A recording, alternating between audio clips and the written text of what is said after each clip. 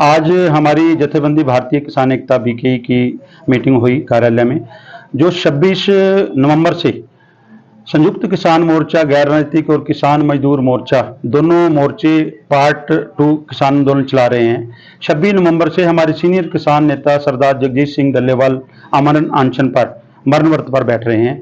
उसको मजबूती देने के लिए हमने कल दिल्ली में भी मीटिंग की थी, जिसमें देश भर से किसान आए थे। तो उसमें भी तय किया गया, Haryana, Punjab, Rajasthan, UP, western UP और हिमाचल से जितने किसान साथी है वो 26 नवंबर से खनौरी बॉर्डर पर पहुंचेंगे। एक किला नूमी वहाँ एक सिस्टम बनाया जाएगा ताकि प्रशासन सरदार डल्लेवाल जी को वहाँ से उठा ना सकें। तो जो दूसरे दूर के राज्य हैं, दक्षिण भारत के राज्य हैं, वो 26 तारीख से ही अपने जिला मुख्यालयों में प्रदर्शन करेंगे शांतिमय तरीके से। तो आज हमारे जथेबंदी की भारतीय किसान एकता बीके की तरफ से ड्यूटियां लगाई गई हैं। 26 नवंबर को एक बड़े काफिले के साथ रोड़ी क्षेत्र के गांव जोहर रोई से एक ट्रैक्टर ट्रालियां गाड़ियों के काफिले के साथ हम खनौरी मोर्चे पर पहुंचेंगे। कुछ साथी हमारे पहुंच चुके हैं।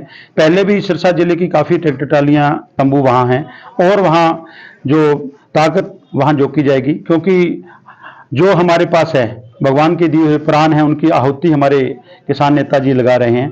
तो उस लिए आपसे भी हमारी अपील है, सरकार से कुछ चेतावनी भी है। आप पहले ही हमारे 750 पहले मोर्चे में शहीद किए हैं, शुभकर्ण को गोली से शहीद किया है और 35 के करीब किसान हमारे शंभू, खनौरी और रतनपुरा मोर्चा, जो 3 मोर्चे लगे हैं, उस पर शहीद हो चुके हैं। अब देखना सरकार को है कितनी और किसानों की बलि लेनी है, क्योंकि ये कर्म चलता रहेगा।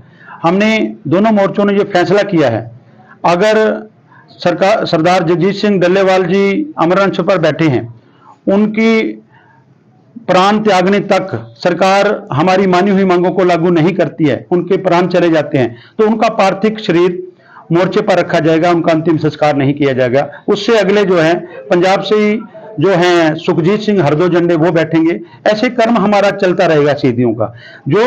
जो भी नेता शहीद होगा उसका पार्थिव शरीर वहां रहेगा। अब देखना सरकार को है कितनी हमारे किसानों की बलि लेनी है। हमने ठान लिया है, जहां जो गाना था, जहां जित के अमंग जहां लाचावन गया, वो हमने ठान लिया है। तो आपके चैनल के माध्यम से हम हमारे यूथ को कहना चाहते हैं, आपके बुजुर्ग, एक कैंसर पीड़ित आपके किसान नेता, इतने बड़े जो अपने प्राणों को त्याग करने के लिए इतना बड़ा फैसला लिया है, हम आप सबसे अपील करते हैं बड़ी संख्या में खनौरी मोर्चे पर पहुंचो।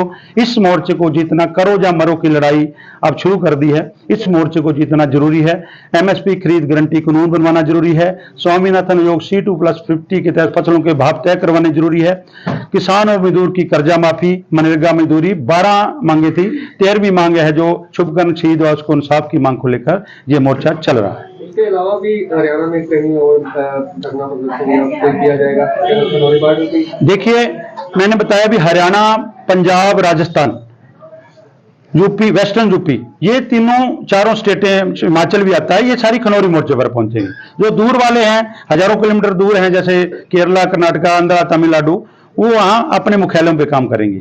तो ये चलता रहेगा। दूसरा, एक लोकल जो इशू है, जो डीएपी यूरिया का मुद्दा चल रहा है, शॉर्टेज का मुद्दा चल रहा है, उसके लिए भी किसानों को आपके माध्यम से अपील करना चाहता हूं भी डीएपी जो थोड़ी बहुत रहती है लेने वाली, वो 27 तारीख को सोमवार को लोड होगी, 25 को, और 29 या 30 तारीख को पहुंचेगी। और यूरिया जो है, हमारे सिरसा जिले में 1,15,000 मीट्रिक टन यूरिया की जरूरत है। 70,000 मीट्रिक टन यूरिया सिरसा में पहुंच चुका है। 51,000 टन जो बिक चुका है। 24-25,000 मीट्रिक टन जो है दुकानों पर पड़ा है।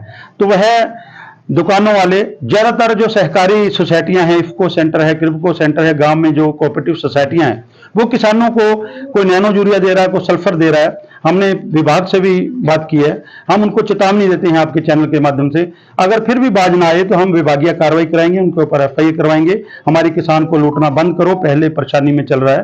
तो ये उसकी है। दूसरा, कई जगह पर अब सुंडी का अटैक हो गया। बेगू में एक सुखजिंदर सिंह किसान के 5 एकड़ गेहूं की फसल जो सुपर सीडर से भेजी थी, उसमें सुंडी से बर्बाद हो चुकी है। उस पर भी विभाग ध्यान दे। पराली जलाते हैं तो उसी समय आ जाते हैं, जब किसान बर्बाद होता है तो उस समय जो प्रशासन है वो जागता नहीं। देश का अन्नदाता आज भी जो है अपनी किसानी के लिए संघर्ष कर रहा है। कल भी पंजाब में जो आम आदमी पार्टी की सरकार है, उन्होंने किसानों पर लाठीचार्ज किया है। देखिए, अभी पत्रकार साथी ने एक सवाल भी किया था कि तभी सरकार फिर आ रही है। हमें सरकारों से कोई लेना देना नहीं है, किसकी मर्जी को जीते कोई हारे, हमारे किसानों की मजदूरों की मांगों के ऊपर संघर्ष है। अगर हमारे खिलाफ कोई गलत नीतियां उसके खिलाफ हम लड़ते हैं।